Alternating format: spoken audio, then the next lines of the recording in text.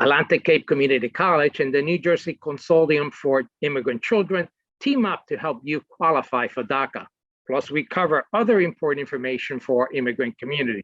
It's all here on the next Latino Motion. Join us. Choose to get lost in the woods to gain experience in forest management. Choose to travel through time to understand the past. Choose to soar to pursue a career in dance. Stockton University offers 50 high-quality academic programs, small class sizes, and affordable tuition. Choose to match your interests and talents at one of New Jersey's nationally ranked universities. Latino Motion with Bert Lopez is presented by Latino Motion Public Affairs Media, a New Jersey nonprofit corporation, and Stockton University. This edition of Latino Motion with Bert Lopez is brought to you by the HD Studios at the campus of Stockton University. Funding for Latino Motion is provided by Atlanticare, offering primary, specialty, and urgent care, plus surgery and more. Atlantic City Electric, energy for a changing world. And South Jersey Gas. Welcome to Latino Motion, a weekly interview show highlighting issues impacting New Jersey's Latino community while advancing understanding of Latino cultural heritage and contributions to our society. And here is your host, Bert Lopez. Buenos dias and welcome to Latino Motion. We have a couple guests to talk about some issues impacting the immigrant community, particularly children. I want to welcome Victor Moreno. He is an advocate, and he also happens to be the manager of community outreach for Atlantic Cape Community College. And we also have a guest. And Victor, I'm going to let you introduce our guest. Thank you, Bert. Thank you so much for having us today on the show. Like you mentioned, Victor Moreno, Manager of Community Outreach for Atlantic Cape. And we have the pleasure of being joined today by Emily Chernoff, who is the Executive Director of the New Jersey Consortium for Immigrant Children, who we are so lucky to have partnered with down here in the South Jersey area. I'm going to let Emily introduce herself. Yeah, and Emily, thank you so much for joining us here on Latino Motion. Do tell us a little bit about yourself. I understand you are the executive director of the organization, it's New Jersey Consortium for Immigrant Children. Tell me a little bit about that organization. Of course, Bert, and thank you for having me, and thanks, Victor, for that really warm introduction. So I am the director of the consortium. We are a coalition of immigration legal services providers, healthcare providers, social workers, and other professionals who work with immigrant children and youth. And our mission and the mission of our members is to promote the rights of young immigrants in New Jersey in all kinds of areas. So whether that's access to legal services, access to healthcare, education, other health and social services, that's why we exist. And we work directly with Latinx communities and other immigrant communities in order to achieve that. So it's great to be here and talking to the Latino community in your area. Thank you. And I know, Victor, you found it important to team up with this organization. Tell me from the Cape Community College perspective, sounds like education is on the wheelhouse. So teaming up with this organization, what do you hope to accomplish? Absolutely, Bert. I think partnering up with this, with the consortium is going to be wonderful to support not only the needs of our current students, but also our community members as well. As we are well aware, we do have a large community of immigrant youth down in the South Jersey area that needs additional resources. So for us here at Atlantic Cape, it's important for us to be able to provide these opportunities and these vehicles to be able to support their needs, right? And so in this part, we are working together on the DACA information and resources that are available to our not only our students, but our youth in the community. So it's very important to us to be able to provide these resources free of charge. You know, we want to make sure that we open up those lines of information and education and resources to our community as well. And Emily, I know that you mentioned education as being one of the top priorities for your organization. So what's your expectation in terms of this kind of outreach with Atlantic Cape Community College. I'm sure you're reaching out to other organizations, other educational institutions. What's the goal of the consortium in terms of how they could help to better provide services for these organizations? Sure, I'm happy to talk about that. So we reached out to Victor because we want to be sure that everyone in the state who is eligible for DACA has the chance to apply. And we know from talking to Victor and from talking to other community leaders in your area that particularly where you all are in the Atlantic City area, in South Jersey in general, that part of the state, there are not the kinds of resources that folks need to be able to apply, and particularly to be able to apply affordably. So the point of this partnership is to start educating the community about eligibility for DACA, just the basics of how you apply. And for folks who attend or who are able to get in touch with us to attend one of these information sessions, we actually have help doing the application for you for free. So we partner with an organization that you may have heard of called Make the Road New Jersey. They have a big presence up in northern New Jersey, but we work with them to help folks finish their applications and get them out in the mail. And we think that these educational institutions, obviously Atlantic Cape and others, you guys reach so many community members every day and people really trust you. And so being able to work with a trusted partner like that to educate people in the community about their rights and the benefits that they can access is a really, really great thing to do. And one of my favorite parts of my job as well. And I know that most folks know exactly what DACA is, but if you don't mind explaining that a little bit, and also we understand that there's a window open right now. Currently, that wasn't the case not too long ago, but under the new Biden administration, that window has opened. Tell me more about that. Sure. So that is exactly correct. So just to give a little bit of the history of this, DACA, for those who don't know, although I'm sure most of you do, is a benefit that covers some young people, including young adults, and actually some of them are not so young anymore. You could be up to age 39. People who arrived at the United States before 2007, so they got here when they were young kids, and before they turned 16. And people who get DACA get a number of benefits. So they get an exemption from deportation, they get a work permit for 2 years, and a social security number, which can open up all kinds of other benefits. So obviously, not citizenship, but a good benefit to have. And this benefit was closed to new applicants in 2017 when the Trump administration said, we're not accepting new applications. But starting at the end of last year, people were able to apply for the first time for DACA again, which was obviously really exciting. So that's why we're here and doing this education work to make sure that everybody can take advantage of it. And Victor, I know that in New Jersey certainly has become a lot more friendlier towards the immigrant community. And in fact, folks who are undocumented could still get a college education. Tell me a little bit about that and what ACC is doing to close that gap that existed previously. Absolutely, Bert. Well, this is why I'm here and working together with the consortium to provide as many resources as possible. And that is correct. In the entire state, it has become a little bit more friendly towards our undocumented students. As many of you may already know, they are able to receive in-state tuition, so that it's a wonderful assistance to kind of help them get started and earn a degree in higher ed. So all of the individuals who graduate from high school, have attended high school at least 3 years, have a high school diploma or GED, are able to apply for in-state financial aid assistance. And thus that also opens up the lines for additional programs such as the New Jersey STARS program, the Educational Opportunity Fund program, which is EOF, and of course also for all of the community colleges, free tuition, the Community College Opportunity Grant, which makes it that much more affordable to get an associate's degree as close as free as possible for our undocumented students. So a wonderful resource that we want to also share as much information as possible with everyone.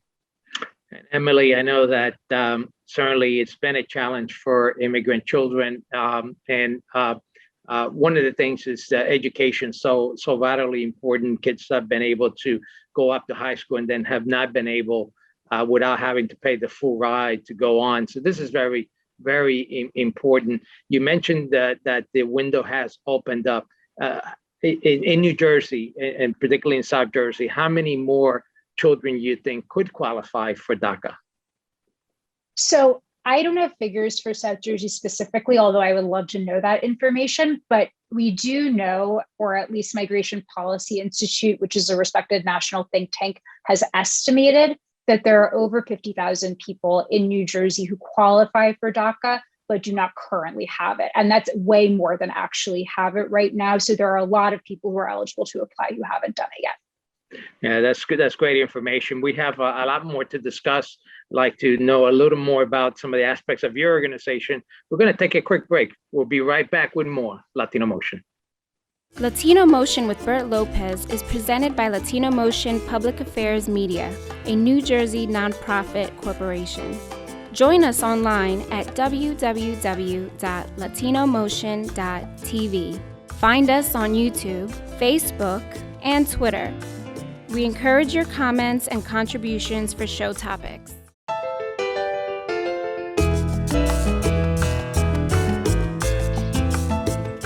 Welcome back to Latino Motion. We continue our discussion with Victor Moreno and also Emily Chertoff.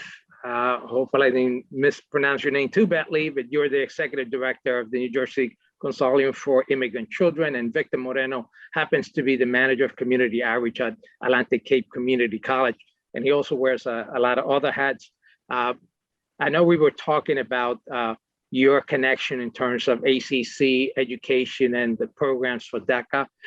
Tell me a little bit more about some of the initiatives that you're working together. I know you're working on a webinar that will probably air or probably be broadcast after this show, but tell me a little bit about what's being covered in that webinar. So we are hoping to get as much information as we can for those individuals that still have not been able to apply for DACA. There's a lot of questions about eligibility. So that's one of our main focus, is educating the community, getting the information out there to determine whether they're eligible or not, and working together with the consortium to assist us in that process along. Emily? Yes, exactly. So we're hoping to talk a little bit with folks about how you actually figure out if you're eligible for DACA and whether you qualify. And I can just talk a little bit here, kind of preview for you what that eligibility looks like. So sometimes I get questions asking, what does it look like to apply for DACA? And people will think, are these criteria flexible? Are they more rigid? So the government will basically look at 3 factors. They'll look at some information about how and when you actually arrived in the United States, how old you were at the time. They'll look at information about when you crossed. So that whole process of getting here, when you got here, how you got here, all of that stuff. And then they'll look at what happened since then. So did you stay in the United States? What have you been doing? Were you in school? What else did you achieve? And then the third thing, which I said, there's some things that are a little bit more indefinite. They'll look at your character and your life and the things you've accomplished in this country. So you'll also want to have some proof that you're a person of good character, that you're making a contribution here to your community. Let me ask you, I know this information has been out for quite some time. What are some of the obstacles? Why are folks, I guess, not as eager to apply, although I happen to have a relative who is a DACA recipient, and I know that how life-altering just receiving that status is to that individual, but there's still resistance for some willing to apply. Tell me what's the resistance about? So I think there are a lot of reasons that people can be resistant, or I wouldn't say resistant necessarily, but sometimes feel afraid to apply or not be sure if they want to apply.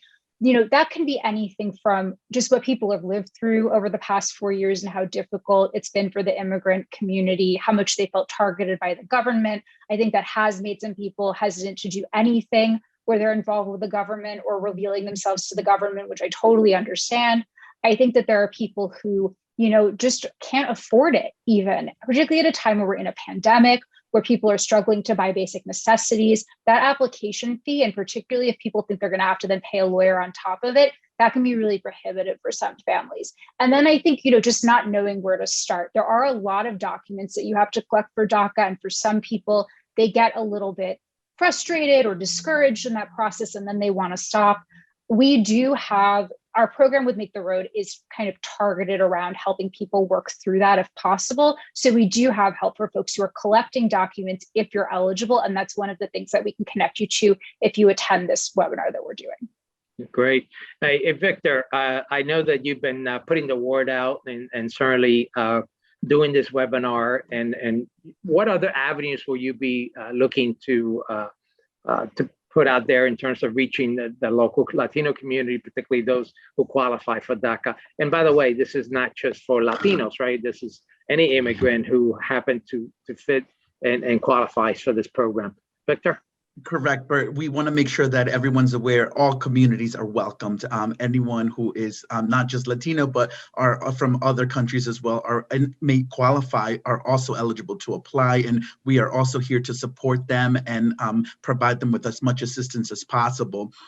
However, we are working together, of course, with the Hispanic Association of Atlantic County, El Pueblo Unido of Atlantic City, who are our partner organizations to help us get to this demographic and really do some grassroots efforts to be able to do some more outreach. As you know, it's always we always have a hard time reaching our Latinx Latino community, and so partnering with the Hispanic Association, HAC, El Pueblo Unido, really knocking on some doors, getting this information in front of folks, and then a great partner such as the Consortium to be able to deliver this information and provide them with some legal resources for free is going to be huge and important for down here in the community. As Emily mentioned, I strongly believe that one of the strongest hardship is an economic effect. And so when folks have to pay for a lawyer in addition to the fees as well, and many of our community members are just trying to keep food and a roof over their heads. So this is such an important component to be able to bring down here to the South Jersey community, Bert. So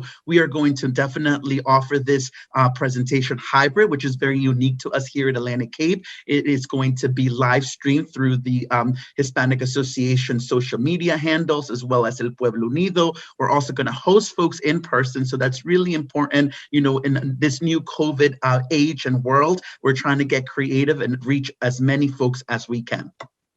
Now that is great. And you mentioned legal, and Emily, you don't always need to have an attorney to apply for DACA, and you could tell me a little bit more about that. But more importantly, there might be individuals who, as a youth, right, experience some interaction with law enforcement, and there are some steps, right, to maybe expunge some of that record, and then there's also disqualifiers, right, where if you committed this crime, there's no way you're going to qualify for DACA. Tell me a little bit more about that. Sure, I'm happy to talk about that. So first of all, you're totally right. There are some events or some kind of life history factors that would be completely disqualifying for DACA, and there are some that aren't disqualifying, but that weigh into this issue we talked about moral character. And so there are really three situations where I think it's best to consult a lawyer or at least work with an attorney in some capacity if they're supervising a volunteer. First is, as you mentioned, folks who have a criminal record, and we can talk a little bit more about that, but that can get very, very complicated, those situations where people are applying with a criminal record. And so you really need an attorney who's going to be able to look at the facts and tell you what your risks are in applying. People who have a deportation order, we also encourage to talk to an attorney.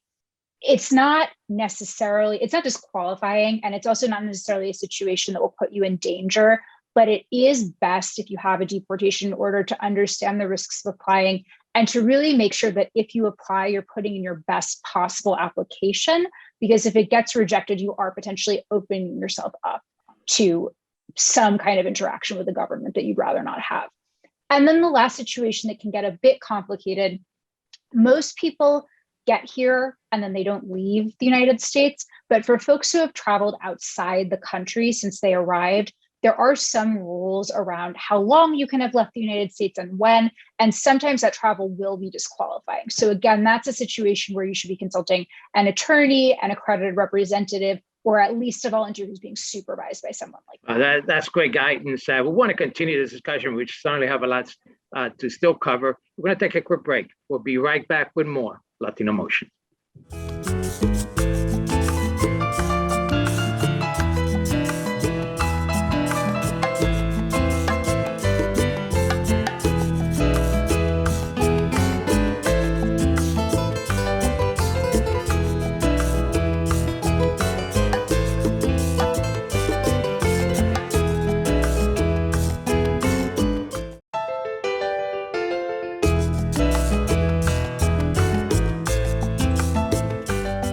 Welcome back to Latino Motion. We continue our discussion with Victor Moreno, Manager of Community Outreach for Atlantic Cape Community College, and Emily Chertoff, Executive Director for the New Jersey Consortium for Immigrant Children. Welcome both back. We talked about a lot about DACA and the importance of those individuals to get information that's needed. There's still an opportunity for those folks to sign up to become DACA recipients. We want to talk a little more about some other educational component, and I know that access for kids just going to school, there are some issues with some immigrant children. Emily, you want to walk us through some of those issues? Yeah, I'm happy to do that. So just as background, we have been hearing from a lot of the people we work with, and this goes for both community members and some of the educators and even just social workers and healthcare workers who we work with, attorneys. They have been seeing a lot of issues lately around newly arrived immigrant children and youth. So these are young people who have recently come to the United States who need to learn English. They're not fluent yet, who have been having a lot of issues with school. These could be issues around school enrollment. Some young people are having issues getting the instruction that they're entitled to because you actually have a legal right to a certain level of instruction to both help you learn English and help you keep up with your other classes in your native language while you're learning English. So we've been seeing a lot of issues like that. And I just want to mention to people that we have some resources that we can give you to help you learn what your rights are if you're having those kinds of issues. So you can reach out to us and be in touch, and we'd love to hear about your experience. We're doing some advocacy on this issue now. Yeah, Victor, that sounds like something that we should get involved with, certainly with your organization and the Hispanic Association. Are you seeing some of those problems as well? Right, Bert. So right now we've do try to assist some students with information, and parents, especially if English is not their first language. We've heard couple folks in the community. It hasn't been that much prevalent down here in the South Jersey area. However, we do know that there needs to be more resources for these youth to be able to learn the language and be able to be successful while they're going through school. Definitely. Emily, social issues, health issues, as well as access to justice are some of the things that you've covered in terms of what your organization does. Tell me a little bit about the scope of that work and how it's helping the immigrant children. Sure. So we are primarily an advocacy and capacity building focus group. So we don't really provide legal services ourselves. But the reason we exist is that our members kept seeing that there were certain issues that kept popping up for their clients when they were working with them, not just related to their legal cases. So people who couldn't get health insurance, people who couldn't enroll in school, people who were having issues with the person they were living with and they needed somewhere else to go. And we know from community members that they see a lot of those same issues as well. And so we think that there's a benefit to working together to do advocacy with community-based organizations, with community leaders, in order to actually push for policy changes at a broader level in the state to address some of those things.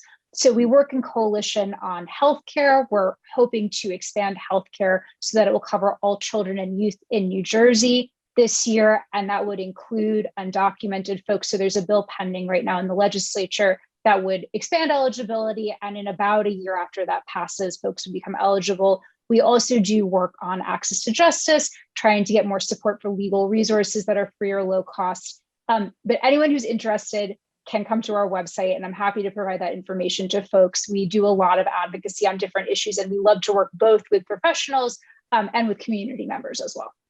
Yeah, we'll take the opportunity to put the website for folks to contact you and contact your organization. And Victor, the same for you. Obviously, I know that ACCC has you and others who do help, not just getting them into college, but address some of the issues that some immigrant students have. And you also have a website as well, correct? Correct, but yep. So we'll make sure that we put it up so that folks can will be able to reach us through our social media, our emails, and our website as well. Emily, what are some of the biggest hurdles for children, immigrant children, particularly when it comes to healthcare? Sure. So it's hard to generalize because people are in different situations, but I'll talk about two things that we hear about a lot that are a big problem. The first is a lack of access to insurance for undocumented kids right now. I mean, when you hear of some of the stories about what people have to do to get healthcare when they're undocumented, or even the activities they can't participate in because they're worried that if they injure themselves or they get sick, they don't have insurance and they don't know what will happen to them. It's really heartbreaking. Like, people who won't participate in school sports because, if they break their leg while they're playing field hockey or soccer or something like that, then their family is going to be on the hook for a huge medical bill. It really impedes people in every aspect of their life. And unfortunately, these problems get worse over the course of people's lives because, as you get older, you start to have more health issues. So that's a big one that really affects people. And then also one thing that we've been hearing a lot about over the course of the pandemic is mental health. And I actually work with a group of immigrant youth leaders who have been really interested in this issue and are doing some community education on it. But we hear from people that it's hard enough if you're having issues with your immigration status, if your parents are having issues, siblings, whoever it may be. But then to add on top of that, the pandemic, stresses from school, stresses around money, people are just under like a crippling amount of stress. And so one thing we really see is that there need to be more mental health resources for those communities. And of course, those are issues that ran across the board, right? That everyone's having as a result of this epidemic, but certainly it's more complicated for those immigrant children. Victor, I want to switch gears a little bit because we have a limited amount of time left, but we know that you, as well as Christian Moreno, who's a great young advocate in Atlantic City, have been working on licenses for all. Can you give us a little bit of an update where that stands?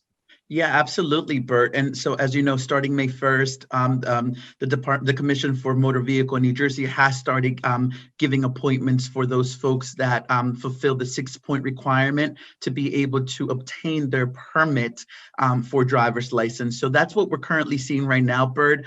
There's several appointments that are still happening for those individuals that have an ITIN number currently right now. That ITIN number is for those folks that are able to pay taxes every year and have that number through the IRS. After this month, starting June 1st, they're going to open up a new set of appointments for those individuals that do not have a current ITIN number. And so we've been working very closely with the Commission of Motor Vehicle to provide and educate our community. We just recently completed an information session, all in Spanish for the community, so that they're able to educate themselves on the type of documents that they are going to need and be able to obtain so that they are able to get a driver's license ultimately. So it is a process. It's something that is not going to be overnight. They have to go through the initial appointment, take the written test and also the road test. However, it is going to help a lot of our undocumented community down here in the South Jersey area. So it is an ongoing process. We also invite anyone who has any questions to please visit their website. Their official website has all of the information in both English and Spanish. But if they have any additional questions, they can always reach out to myself or Christian Moreno at the El Pueblo Unido social media handles, which are going to be very important to educate our community. Thank you, Victor. Unfortunately, that's all the time we have, really. Emily and Victor, this is great information, very useful for our community. Thank you so much for joining us. And thank you once again for joining us here on Latino Motion.